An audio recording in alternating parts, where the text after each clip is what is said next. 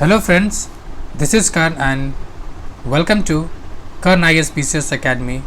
Friends, हम लोग जो राष्ट्रीय घटनाक्रम देख रहे हैं एनसीईआरटी सार संग्रह से, उसका नेक्स्ट पार्ट है, तो चलिए देखते हैं।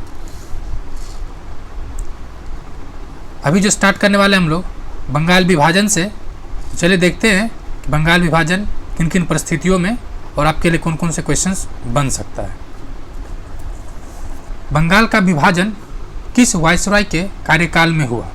तो किसके कार्यकाल में हुआ? Lord Curzon. दूसरा सवाल कि ये प्रभावी कब हुआ? ये भी पूछा जाता है। बंगाल विभाजन कब प्रभावी हुआ? 16 अक्टूबर 1905 को। कब हुआ? 16 अक्टूबर 1905 को। नेक्स्ट कुछ और सवाल यहाँ से पूछता है। यहाँ से 3 डेट है। पहला डेट क्या है कि 20 जुलाई 1905 को बंगाल विभाजन के निर्णय की घोषणा की गई। जी हाँ, यानी घोषणा कब किया गया? 20 जुलाई 1905। इसका विरोध में 7 अगस्त 1905 को कलकत्ता के टाउन हॉल में स्वदेशी आंदोलन आरंभ हुआ। यानी 20 जुलाई को घोषणा हुआ, 7 अगस्त को स्वदेशी आंदोलन की नींव पड़ी या स्टार्ट हुआ। ठीक है, और इसी को देखते हुए 7 अगस्त को हथकरघा दिवस यानी हैंडलूम डे भी सेलिब्रेट किया जाता है प्रत्येक ईयर। ठीक है, और इस ऐतिहासिक बैठक में यानी जो 7 अगस्त को हुआ था कोलकाता के टाउन हॉल में, उसमें बहिष्कार प्रस्ताव को स्वीकृति मिली। सवाल है किसका बहिष्कार? अंग्रेजों के प्रतीक का, अंग्रेजों के सामान का, सबका बहिष्कार करने का निर्णय लिया गया। 3 डेट हुआ। बंगाल विभाजन मुख्यतः किस उद्देश्य से किया गया था? इसके 2 उद्देश्य था। ठीक है, इसके कितने उद्देश्य था? 2 उद्देश्य। एक उद्देश्य जो हिडन एजेंडा था, छुपा हुआ था, जो ब्रिटिशर्स कर रहा था, और क्या कुछ और रहा था। तो क्या रहा था कि बंगाली राष्ट्रवाद की भावनाओं को दुर्बल करना। ये मेन उद्देश्य था। किसका? ब्रिटिशर्स का। बंगाली, चूंकि उस समय बंगाल राष्ट्रवाद का प्रमुख क्षेत्र बन चुका था, इसलिए इसको दबाने के लिए उसने क्या किया कि बंगाल विभाजन कर दिया। लेकिन बोला क्या? बोला ये कि प्रशासनिक चुनौतियां बढ़ रही है, इसके लिए बंगाल को विभाजन किया जा रहा है। चूँकि क्षेत्र बड़ा था, प्रशासन में समस्या हो रही थी, एक्चुअली कारण कुछ और था। तो देखते हैं बंगाल में एक्चुअली कौन कौन से क्षेत्र था। तो बंगाल 2 पार्ट में था। एक पश्चिम बंगाल जो अभी वर्तमान में है, दूसरा पूर्वी बंगाल जो बांग्लादेश और असम है। पूर्वी बंगाल में बांग्लादेश और असम है, ये आपको ध्यान रखना है। पश्चिम बंगाल में कौन कौन था? पश्चिम बंगाल में बंगाल, बिहार, उड़ीसा था। कौन था? बंगाल, बिहार, उड़ीसा। ये 3 स्टेट है जो अभी वर्तमान में। डिवीजन का कारण क्या था उसका? चूँकि जो राष्ट्रवाद था उसको कुचलना था, तो उसका जो आधार बनाया हिंदू बहुल क्षेत्र में क्या कर दिया? बिहार, बंगाल, उड़ीसा को विभाजित कर दिया। जबकि मुस्लिम बहुल क्षेत्र जो था, मुस्लिम बहुसंख्या के आधार पर पूर्वी बंगाल जो बांग्लादेश और असम को अलग कर दिया। वंदे मातरम। जी हाँ, वंदे मातरम किस आंदोलन के दौरान राष्ट्रीय आंदोलन का प्रतीक बना या प्रेरक गीत बना? तो स्वदेशी आंदोलन। स्वदेशी आंदोलन की घोषणा कब होता है? 7 अगस्त। आपको तिथि भी याद रखना है।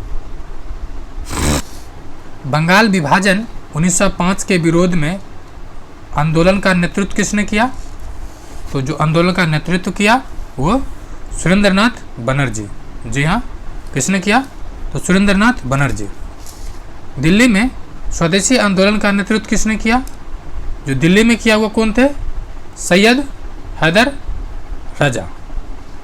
कौन थे दिल्ली में? सैयद हैदर रजा। मद्रास में आंदोलन का नेतृत्व किसने किया? पिल्लई। सवाल है कौन सा पिल्लई? चिदम्बरम पिल्लई। मद्रास में, मद्रास यानी तमिलनाडु। ठीक है। ब्रिटिश वस्तुओं के बहिष्कार का राष्ट्रीय नीति के रूप में किस वर्ष स्वीकृति किया? चूँकि ये जो बहिष्कार था वो स्वदेशी आंदोलन का पार्ट था, और स्वदेशी आंदोलन कब हुआ? 1905 में। ब्रिटिश पत्रकार H.W. डेविन्स किस आंदोलन से जुड़ा था? तो स्वदेशी आंदोलन से जुड़ा था। नेक्स्ट जो 16 अक्टूबर जो बंगाल विभाजन प्रभावी हुआ था, उसी दिन बंगाल में शोक दिवस मनाया गया और रविंद्रनाथ टैगोर के सुझाव पे संपूर्ण बंगाल में राखी दिवस, रक्षाबंधन दिवस मनाया गया और इसके माध्यम से जो आंदोलन था उसको गतिशीलता दिया गया। नेक्स्ट,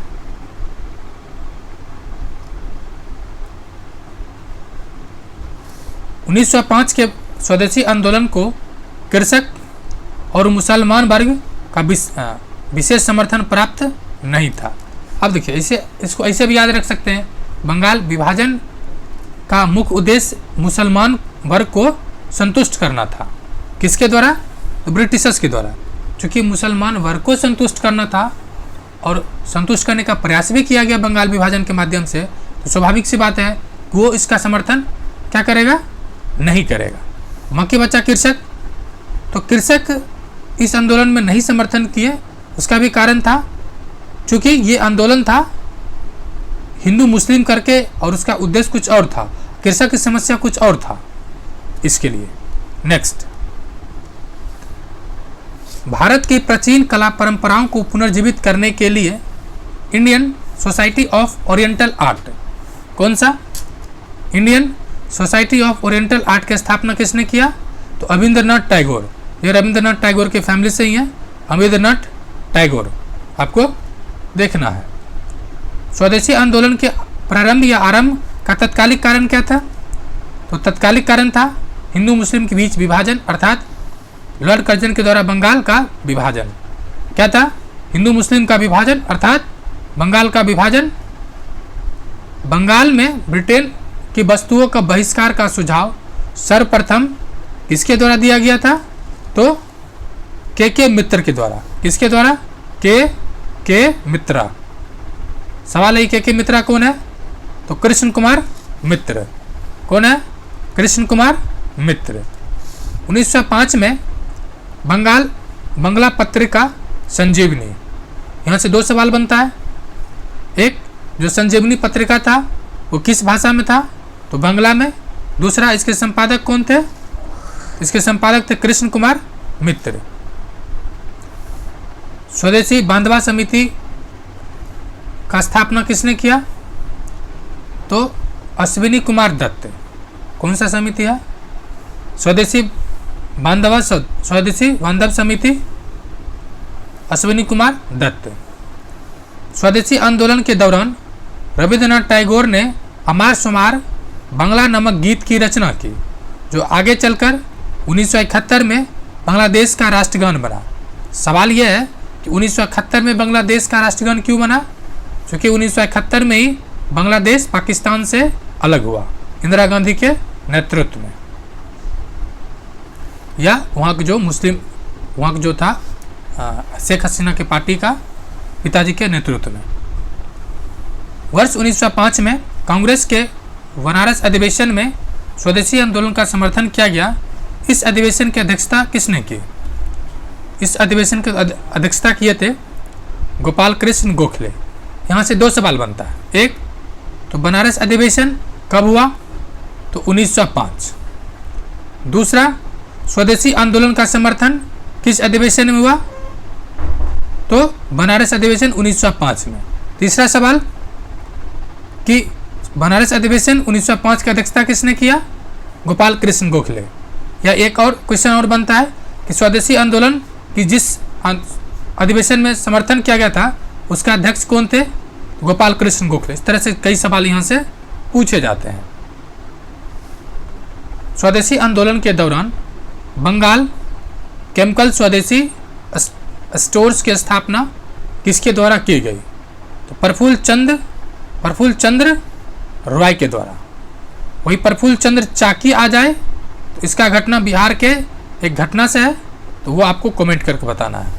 यानी बंगाल केमिकल स्वदेशी की स्थापना किसने किया? प्रफुल्ल चंद्र रॉय के द्वारा। लॉर्ड कर्जन के द्वारा 1905 में किया गया बंगाल विभाजन वर्ष 1911 में लॉर्ड हार्डिंग के कार्यकाल में रद्द किया गया। यानी क्या कहना चाह रहा है कि 1905 में जो बंगाल विभाजन हुआ वो रद्द कब हुआ? 1911 में। किसके समय में? लॉर्ड हार्डिंग के समय में। और इसी पे दिल्ली में चांदनी चौक पे बम फेंका गया था। इसी में चांदनी चौक पे क्या किया गया था? बम फेंका गया था। स्वदेशी आंदोलन का आलोचक तथा पूर्व पश्चात के मध्य एक बेहतर संबंध का समर्थक कौन थे? तो रविंद्रनाथ टैगोर। अब सवाल है, स्वदेशी आंदोलन का कौन सा पार्ट को लेके रविंद्रनाथ टैगोर खफा थे या आलोचक थे? तो जो बहिष्कार का था, जो वस्तु का बहिष्कार था, यानी जो सामान का बहिष्कार का, जैसे कि कपड़ा सब था या फिर जो ब्रिटिशर्स उत्पाद था उसका बहिष्कार को लेके इनका मत था कि बहिष्कार नहीं करना चाहिए। और इनका कॉन्सेप्ट क्या था? वसुदेव कुटुंबकम। एक्चुअली इन्हीं का कॉन्सेप्ट है, मतलब आधुनिकता में कह सकते हैं, लेटेस्ट में। तो वसुदेव कुटुंबकम किनका कॉन्सेप्ट है? रविंद्रनाथ टैगोर जी का। बंगाल विभाजन के समय बंगाल का लेफ्टिनेंट गवर्नर जनरल कौन था? सवाल क्या है? गवर्नर, लेफ्टिनेंट गवर्नर कौन था? Sir Andrews Fraser. जबकि वाइसराय कौन था? कर्जन। कौन था? कर्जन। स्वदेशी आंदोलन के प्रचार प्रसार के लिए, स्वदेशी आंदोलन के प्रचार प्रसार के लिए प्रयोग की गई द बंगाली पत्रिका के संपादक कौन थे? जो इस आंदोलन का सबसे बड़े सूत्रधार थे, वही अपने पत्रिका, जो बंगला पत्रिका था, उसका संपादक थे, अर्थात सुरेंद्रनाथ बनर्जी।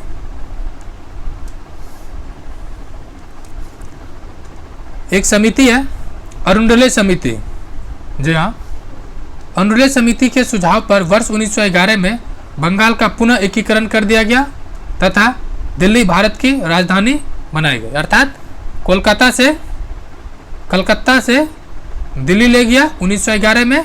और किस समिति के सुझाव पे? तो अरुंडले समिति के सुझाव पे। नेक्स्ट आंदोलन है भारत शासन अधिनियम 1905 और मार्ले मिंटो तथा मुस्लिम लीग। मुस्लिम लीग की गठन कब हुआ था? उससे पहले थोड़ा सा एक उसका जो बैकग्राउंड है वो सुन लीजिए। एक्चुअली मुस्लिम लीग शिमला में मुस्लिम के कुछ नेता, ठीक है, कुछ नेता जैसे आगा खां हुआ, जिन्ना हुआ, वायसराय से मिला, ठीक है, लॉर्ड मिंटो से मिला। तो लॉर्ड मिंटो ने क्या कहा कि सबसे पहले आप एक राजनीतिक संगठन बनाइए, उसके बाद आपको हम सांप्रदायिक या जो अधिकार है या जो मांग है उसको देंगे। यानी ब्रिटिशर्स ने मुस्लिम को प्रेरित किया कि आप पहले एक संगठन बनाइए और उसके बाद आपको हम उचित अधिकार, उचित सम्मान, उचित व्यवहार, आपको सभी कुछ मिलेगा। इसी से प्रेरित होकर मुस्लिम लीग का गठन होता है।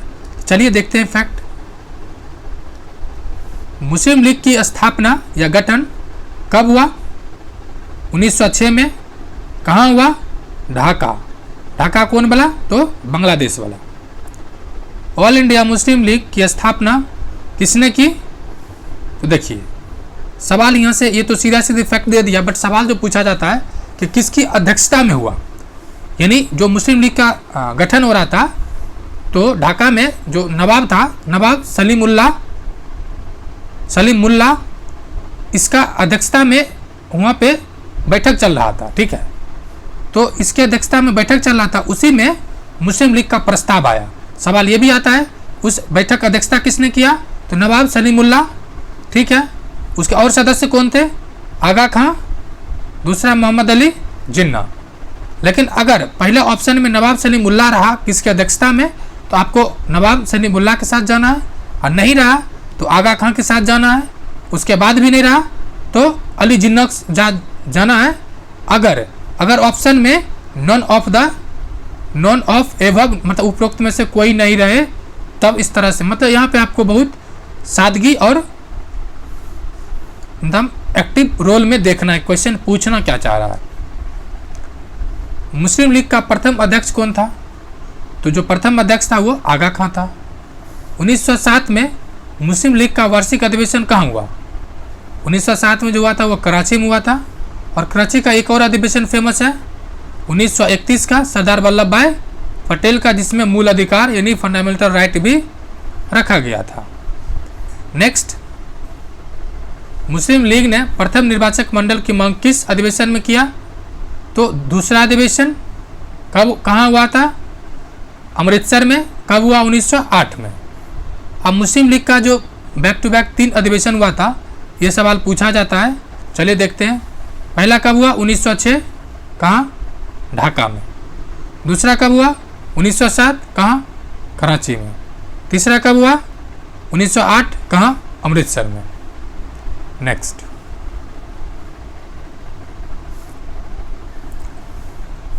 उन्नीस में किसकी अध्यक्षता में अखिल भारतीय मुस्लिम लीग की एक शाखा, ये क्वेश्चन पूछा जा चुका है कि एक शाखा लंदन में स्थापित किया गया? तो अमीर अली, किसकी अध्यक्षता में? अमीर अली। भारत शासन अधिनियम 1905 जो फेमस है किस नाम से? मार्ले मिंटो सुधार 1909। यानी भारत शासन अधिनियम का मूल नाम क्या है, मतलब फेमस नाम? मार्ले मिंटो सुधार। किस अधिनियम के द्वारा मुसलमानों के लिए पृथक निर्वाचक प्रणाली की व्यवस्था की गई? तो मार्ले मिंटो सुधार या भारत शासन अधिनियम 1909।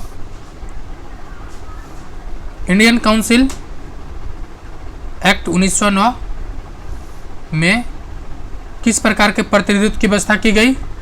तो सांप्रदायिक प्रतिनिधित्व, मतलब सांप्रदायिक यानी धर्म के आधार पे प्रतिनिधित्व दिया गया, यानी धर्म के आधार पे सीटों का रिजर्वेशन किया गया, और यहीं से सांप्रदायिक प्रतिनिधित्व का शुरुआत होता है। 1909 ईस्वी के सुधार बिल में पृथक निर्वाचन को स्वीकार कर लिया गया। यहीं से द्विराष्ट्र सिद्धांत यानी 2 थ्योरी नेशन का कॉन्सेप्ट आरंभ हो जाता है। याद रखना कि पृथक निर्वाचन क्षेत्र बनाकर हम ऐसे घातक बीज बो रहे हैं जिसकी फसल बहुत कड़वी होगी। ये स्टेटमेंट किसका था? तो वायसराय का था। ये किसका था? वायसराय का था। वायसराय कौन था? Minto, Lord Minto. Next, governor general की कार्यकारिणी में भारतीय सदस्य को नियुक्ति करने का प्रावधान किस अधिनियम में किया गया?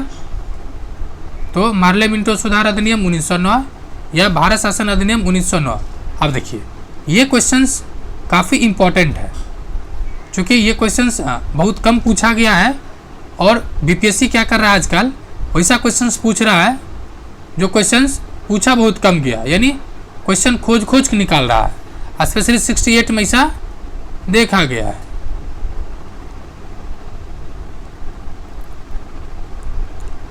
फ्रेंड्स, आपने अगर अभी तक चैनल को सब्सक्राइब नहीं किया, प्लीज़ चैनल को सब्सक्राइब कर लें।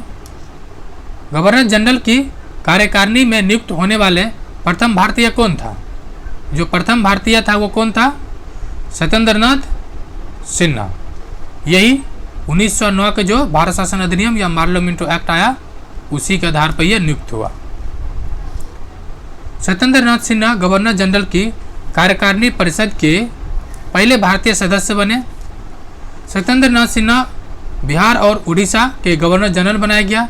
संपूर्ण ब्रिटिश शासन के दौरान इतने उच्च पदों पर पहुंचने वाले एकमात्र भारतीय हैं। अब कांग्रेस के दो गुट था, उसके प्रमुख नेता कौन थे? पहले थोड़ा समझ लीजिए गुट आधार क्या था। सबसे पहले तो कांग्रेस का गठन कब हुआ? तो कांग्रेस का गठन हुआ 1885 में, डफरिन के समय में। इसके 2 पार्ट था, ठीक है। एक था उदारवादी, दूसरा था उग्रवादी। इसको ऐसे भी देखा जाता है, प्रथम चरण, ठीक है, फर्स्ट चरण, और दूसरा चरण। फर्स्ट चरण कब से कब था? 1885 से 1905 बनारस अधिवेशन तक, मान लीजिए। और दूसरा चरण कब था? 1905 से 1920 तक। और तीसरा चरण कब हो गया? तीसरा चरण आ जाता है गांधी युग। क्या जाता है? गांधी युग। ये कब से माना जाता है? 1920 से आज़ादी तक, या जब तक गांधी जी रहते हैं। ये कांग्रेस का 3 चरण है मुख्यतः।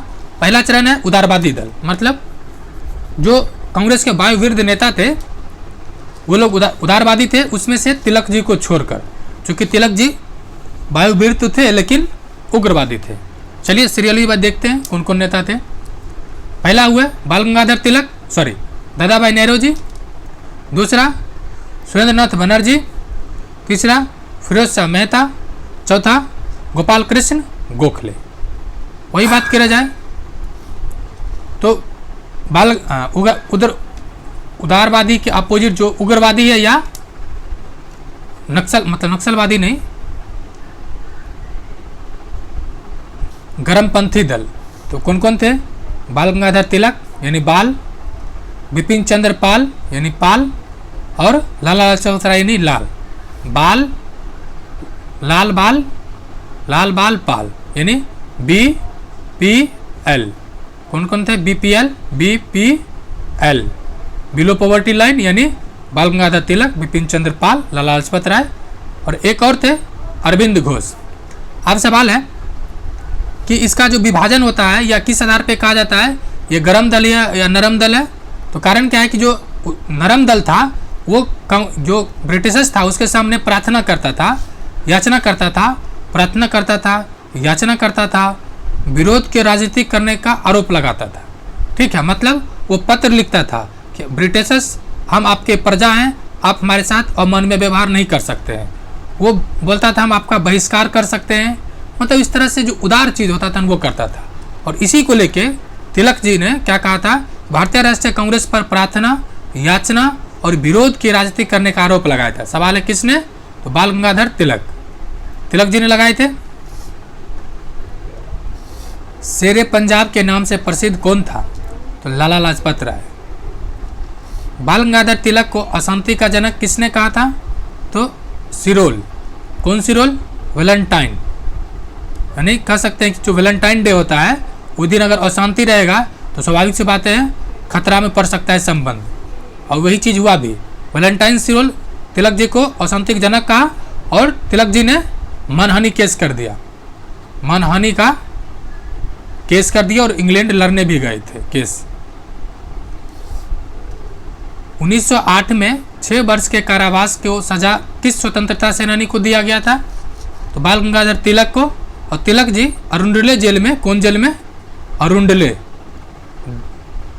जेल में थे, और यहीं पे गीता रहस्य नामक पुस्तक की रचना भी की है। ये सब एडिशनल फैक्ट है जो आपको ध्यान रखना है। स्वतंत्रता के भारत के स्वतंत्रता आंदोलन के आरंभिक या प्रारंभिक दौर में उग्रवादी विचारधारा का आशय क्या था? मतलब कोई उग्र कैसे था, यानी नरम दल कैसे था? नरम दल का था कारण क्या? जो संवैधानिक साधन एवं याचना के स्थान पे आक्रामक साधनों का सुशासन को प्राप्त करना है, यानी न्यूटन का थर्ड नियम, यानी न्यूटन का थर्ड नियम यहाँ पे क्या करना है? लागू करना है। महाराष्ट्र में गणपति उत्सव किसने आरंभ किया? तो बाल गंगाधर तिलक। ऐसे गणपति उत्सव भी और शिवाजी उत्सव भी आरंभ करने का श्रेय तिलक जी को जाता है। अब सवाल है दिल्ली दरबार का। पहले तो यही क्लियर कर लीजिए कि हाउ मेनी दिल्ली दरबार? 3। कितने कुल? 3 दिल्ली दरबार था। क्योंकि दिल्ली दरबार में आपके ज़्यादातर आपने 2 पढ़ा होगा, बट एक्चुअली हुआ था 3। सवाल है कब कब? जो प्रथम दिल्ली दरबार था 1877, 1877 लॉर्ड लिट्टन के कार्यकाल में। द्वितीय दिल्ली दरबार 1903 लॉर्ड कर्जन के कार्यकाल में, और तृतीय दिल्ली दरबार और अंतिम 1911 लॉर्ड हार्डिंग, और इसी समय हार्डिंग पे बम फेंका गया। सवाल ये भी हो सकता है कि अंतिम दिल्ली दरबार कब लगा था? जो अंतिम दिल्ली दरबार था वो 1911 में लगा था। कब लगा? 1911 में। प्रथम कब लगा? 1877 में। नेक्स्ट, द्वैध शासन का जनक किसे माना जाता है? सर लियोनिल कार्टिस को। किसे माना जाता है? सर लियोनिल कार्टिस को। ये ओवरऑल दुनिया में, लेकिन भारतीय संदर्भ किसे माना जाता है? तो रॉबर्ट क्लाइव को। किसे माना जाता है? रॉबर्ट क्लाइव को माना जाता। और द्वैध शासन का मतलब क्या हो गया? थोड़ा सा समझ लीजिए। द्वैध शासन का मतलब ये चीज़ हुआ कि जैसे माने 2 डिपार्टमेंट है, ठीक है, एगो वित्त वाला है, एगो शिक्षा वाला है। एग्जाम्पल के तौर पर है, जो मतलब फाइनेंस से रिलेटेड है, जो सुरक्षा से रिलेटेड है, यानी जो पैसा और सुरक्षा से रिलेटेड है, वो ब्रिटिशर्स क्या किया, अपने पास रखा, और जो काम चलाओ है जैसे शिक्षा है, साफ सफाई है, ये सब भारतीय को दे दिया। इसलिए यहाँ पे द्वैत शासन कहा जाता है। और ये द्वैत शासन कब कब आपको इतिहास में कई जगह दिखेगा। जैसे एक तो 1765 में दिखेगा आपको बंगाल में, दूसरा 1919 में प्रांत में, तीसरा 1935 में केंद्र स्तर पर। यह प्रांतीय स्तर पर था, यह केंद्र स्तर पर था, यह बंगाल में था। नेक्स्ट पार्ट क्या है, तो कांग्रेस का लखनऊ अधिवेशन और होम रूल लीग। क्या है, कांग्रेस का लखनऊ अधिवेशन और होम रूल लीग। चलिए देखते हैं। देखिए लखनऊ जो अधिवेशन हुआ था, उससे पहले एक थोड़ा सा कुछ सेकेंड की कहानी सुन लीजिए। 1914 में क्या हुआ कि प्रथम फर्स्ट वर्ल्ड वार, ठीक है, वर्ल्ड वार स्टार्ट हो गया। इससे क्या हुआ, जो तुर्की है, तुर्की की जो खलीफा था, जो मुस्लिम का मतलब प्रतिनिधित्व था या मुस्लिम का महान शासक था, उसको मुस्लिम जो ब्रिटेन था उसको, मतलब जो ब्रिटेन का समूह जो देश था उसको प्रताड़ित करने लगा और तुर्की के खलीफा पे बहुत ज़्यादा अपमान किया। उसको बहुत बार बार बुला कर अपमान करता था और आक्रमण किया, ठीक है। इसी की वजह से क्या हुआ कि जो मुस्लिम लीग था, मुस्लिम जो था, जो 1906 में गठन हुआ था मुस्लिम लीग का, वो और कांग्रेस दोनों को लगने लगा, कांग्रेस तो पहले ही ब्रिटिशर्स के खिलाफ था ही, लेकिन मुस्लिम को भी लगने लगा ब्रिटिश जो है हमारे साथ छल कर रहा, हमारे साथ धोखा कर रहा, और सबसे सम्मानित व्यक्ति खलीफा को भी अपमानित कर रहा है। एक तो ये यहाँ पर दिखता है। दूसरा जो उदारवादी था, उदारवादी और उग्रवादी, ठीक है, ये दोनों भी आपस में मिल जाते हैं। तीसरा एक मतलब इतिहास का काफ़ी महत्वपूर्ण घटना होता है चंपारण। इसकी भी शुरुआत कहीं न कहीं लखनऊ से ही होता है। और भी कुछ है, चलिए देखते हैं सीरियली। 1916 में संपन्न लखनऊ समझौता किससे संबंधित है, तो कांग्रेस और मुस्लिम लीग को एक हो जाना। अब कारण क्या था, वही दोनों ने, चूंकि खलीफा को परेशान किया, कांग्रेस तो इसके खिलाफ था ही, दोनों ने अपना एक साथ हो गया और साझा मांग ब्रिटिशर्स से करने लगा। नेक्स्ट 1916 में भारतीय राष्ट्रीय कांग्रेस के लखनऊ अधिवेशन की अध्यक्षता किसने की, कौन किया, तो अंबिकाचरण मजूमदार। एक और आता RC मजूमदार। ये 1912 का पटना जो बांकीपुर का अधिवेशन था उसका अध्यक्षता किया था, लेकिन इसका अनुसार क्या आंसर क्या है, अंबिकाचरण मजूमदार। सूरत अधिवेशन से पृथक हुए उग्रवादी और उदारवादियों का पुनः एकीकरण किस अधिवेशन हुआ, तो किस अधिवेशन हुआ, तो अधिवेशन 1916 का लखनऊ अधिवेशन। आप देखिए, आप अलग किस में हुआ था, सूरत में। आपको याद कैसे रखना है कि सूरत देखकर यानी चेहरा देखकर दोनों में लड़ाई हो गया, उदारवादी और उग्रवादी, और अलग हो गया। ये just for remembering the tricks, not for facts. अतिवादियों और उदारवादियों को पुनः एकीकरण करने की प्रमुख शिल्पीकार कौन थे, तो एनी बेसेंट। ये आपको याद रखना, यानी उदार और उग्रवादी में कौन थी, एनी बेसेंट, ठीक है। महत्वपूर्ण भूमिका किसने निभाई, एनी बेसेंट। जबकि मुस्लिम लीग और कांग्रेस को मध्य समझौता करने में किसने भूमिका निभाया, तिलक जी। हुआ कब था, 1916 में। यानी दो व्यक्ति हैं, एक तिलक जी, दूसरा एनी बेसेंट और दूसरा तिलक जी। दोनों का संबंध किससे है, होम रूल आंदोलन से। यानी होम रूल आंदोलन के जो दोनों महान नेता थे, उसने उदारवादी और उग्रवादी, कांग्रेस और मुस्लिम को एक साथ कर दिया। नेक्स्ट 1916 के लखनऊ अधिवेशन में लिया गया हुआ निर्णय, जिसका मुख्य दूरगामी परिणाम हुआ कांग्रेस द्वारा मुस्लिम लीग को पृथक निर्वाचन की मांग का स्वीकार करना। जी हाँ, ये जो मुस्लिम लीग का जो मांग था पृथक निर्वाचन, इसको स्वीकार कर लिया। और इसका परिणाम ये हुआ कि इसके दुष्परिणाम ये हुआ कि आखिरकार भारत का विभाजन 1947 में हुआ। और इसी पृथक निर्वाचन के बाद से 1928 के बाद से आगा कहाँ, एक बार जो रूट था, फिर आज़ादी मतलब कांग्रेस के विभाजन के बाद ही माना। भारत के विभाजन। मोहम्मद अली जिन्ना को हिंदू मुस्लिम एकता का दूत किसने कहा था? तो सरोजिनी नायडू ने कहा था। किसने कहा था? सरोजिनी नायडू। इसका कारण था कि जिन्ना जब किसी सम्मेलन में थे, उससे पूछा गया कि आप एक भारतीय हैं या एक मुस्लिम है, तो उसने स्पष्ट कहा कि मैं एक भारतीय हूँ और एक मुस्लिम भी हूँ, यानी मेरा भारतीय पहले हूँ और मुस्लिम नागरिकता हूँ। इस तरह से कुछ स्टेटमेंट था उसका। मदन मोहन मालवीय ने कांग्रेस और मुस्लिम लीग के मध्य होने वाले समझौता का विरोध किया था। क्यों किया था? सिंपल सी बात है, देखिए मदन मोहन मालवीय चूंकि ये हिंदू राष्ट्र के समर्थक थे एक तरह से, इसलिए ये इसका विरोध किए थे। नेक्स्ट, भारत में होम रूल लीग की अवधारणा किस देश से ली गई? तो किस देश से लिया गया? आयरलैंड से। और जो एनी बेसेंट है आयरलैंड की ही थियोसोफिस्ट महिला थी। कौन महिला थी? थियोसोफिस्ट। प्रथम विश्व युद्ध के दौरान कौन सा आंदोलन भारत में लोकप्रिय हुआ?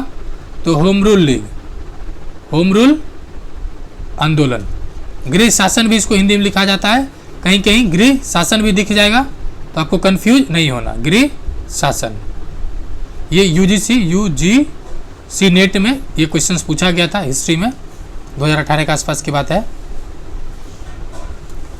वर्ष 1916 अप्रैल में तिलक ने महाराष्ट्र पुणे में होम रूल आंदोलन के आरंभ किया, जबकि एनी बेसेंट के नेतृत्व में सितंबर 1916 में मद्रास के अडियार में होम रूल आंदोलन का आरंभ या स्थापना किया गया। अब देखिए, जैसे कि एक कॉमन बात है, सबके दिमाग में आता है होम रूल लीग मतलब एनी बेसेंट, लेकिन फैक्ट यह है कि एनी बेसेंट का जो लीग था वो बाद में आया है। कब आया है? सितंबर में। तो आप इसको एडिशनल फैक्ट के तौर पे माइंड मैप बना लें कि एनी बेसेंट का था 1916 सितंबर में, जबकि तिलक का जी था महाराष्ट्र और कर्नाटक में पहले था, यानी तिलक जी पहले स्टार्ट किए और एनी बेसेंट बाद में। ठीक है।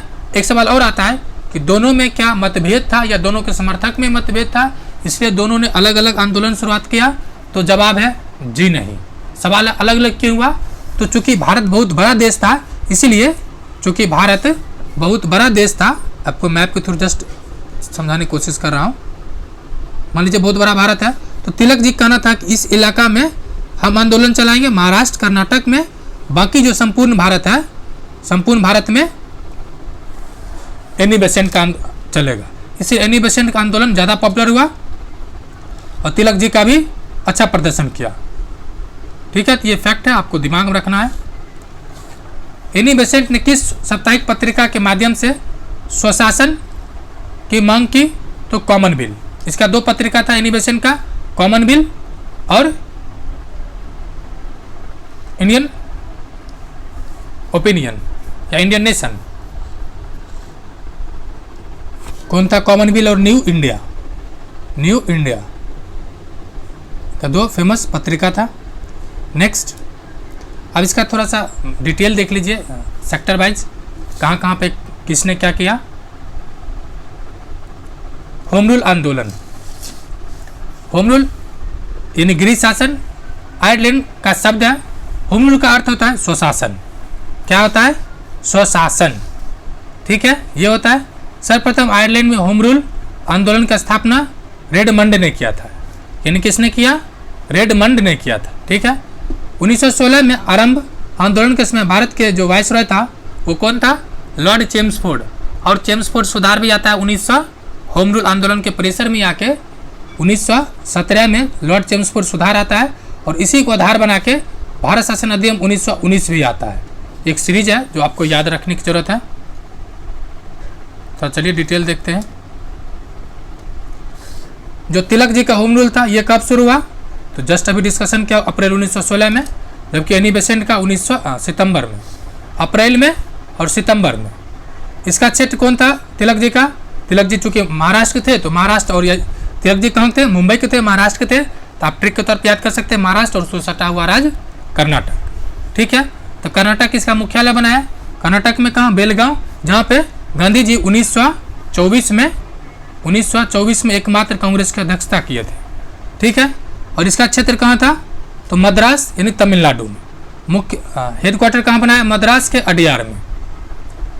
दूसरा, समिति का स्वरूप की बात करें, इसका अध्यक्ष कौन थे? एनसी केलकर व जोसेफ बेपिस्टा। तिलक जी का कौन थे? तिलक जी में एनसी केलकर और जोसेफ बेपिस्टा, यानी तिलक, केलकर और बपिस्टा। केटीबी या केजीटी, केजीटी कुछ याद कर सकते ट्रिक के तौर पे। जबकि इसका सचिव कौन था? अरुंडले, जॉर्ज अरुंडले। ठीक है। उद्देश्य क्या था?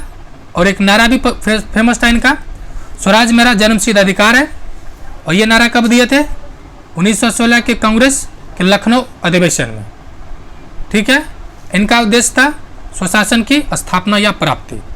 प्रचार माध्यम था केसरी और मराठा, तिलक जी का, जबकि एनी बेसेंट का था उनका दोनों पेपर कॉमनवेल्थ और न्यू इंडिया। अब देखिए यहाँ पे एक कन्फ्यूजन हो जाएगा, जो मराठा पेपर था वो इंग्लिश में था, ठीक है, इंग्लिश में, जबकि केसरी जो था वो मराठी में था। किस में था? मराठी में। आपको ध्यान रखना है, क्या ध्यान रखना है कि मराठी पेपर मराठा में नहीं था, वो इंग्लिश में था, लेकिन केसरी जो था वो मराठी में था, Commonwealth new India. Next, Fabian आंदोलन का प्रस्ताव किसने दिया? Annie Besant. एक सवाल और है जो मैंने आपको पहले डिस्कशन कर दिया, but once again let's C.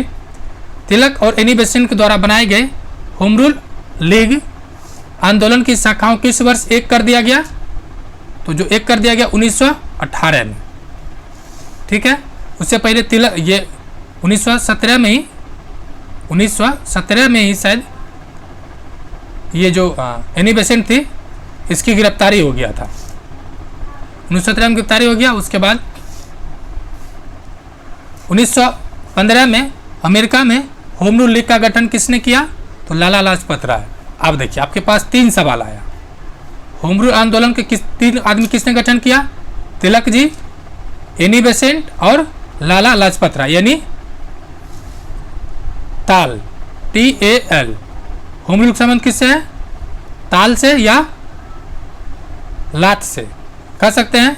Home rule का संबंध किससे है? LAT। अब आपको समझ लेना इसको क्या पढ़ना है। सबसे पहला किसका था? L से, उसके बाद T से, फिर A से, यानी LTA। जो मोबाइल होता है ना वोल्टी LTA, उस तरह से भी याद कर सकते हैं। यानी पहले लाला लाजपत राय, फिर तिलक जी, फिर एनी बेसेंट। एनी बेसेंट की होम रूल लीग के साथ जॉर्ज अरुंडले, CP जोशी, ये चूंकि पूरे भारत में फेमस हुआ इसलिए इसकी सदस्य थोड़ा ज़्यादा है। George Arundale, CP Joshi, Ramaswami Iyer, BP Wadia, Motilal Nehru, Tej Bahadur Sapru, Madan Mohan Malaviya इत्यादि एनी बेसेंट के होम रूल से संबंधित थे। लेकिन फाइनली 1918 में दोनों एक हो गया। तो आगे देखते हैं कुछ और शब्द, और फिर आज के क्लास को यहीं पे द एंड किया जाएगा। फ्रेंड्स, अगर आपने अभी तक चैनल को सब्सक्राइब नहीं किया प्लीज़ सब्सक्राइब कर लें। डेली बेसिस पे आपको 100 MC क्वेश्चन दिया जाएगा, चाहे वो शिक्षक भर्ती हो, प्रीलिम्स 69 प्रीलिम्स हो, या सभी एग्जाम जहाँ पे भी ऑब्जेक्टिव क्वेश्चन पूछा जाएगा उसके लिए इंपॉर्टेंट है। तो चैनल को सब्सक्राइब कर लें विथ PDF। इसका भी PDF आपको टेलीग्राम ग्रुप में कर्ण IAS PCS अकेडमी के टेलीग्राम को सर्च कीजिए, वहाँ पे आपको मिल जाएगा। तो चलिए आज के क्वेश्चन क्या है? 2 जनवरी 1916 को लंदन में भारतीय होम रूल की स्थापना की गई। इसके अध्यक्ष महासचिव कौन थे? महासचिव कौन थे? डी ग्राहम पोल। फ्रेंड्स, वीडियो देखने के लिए शुक्रिया एंड जय हिंद।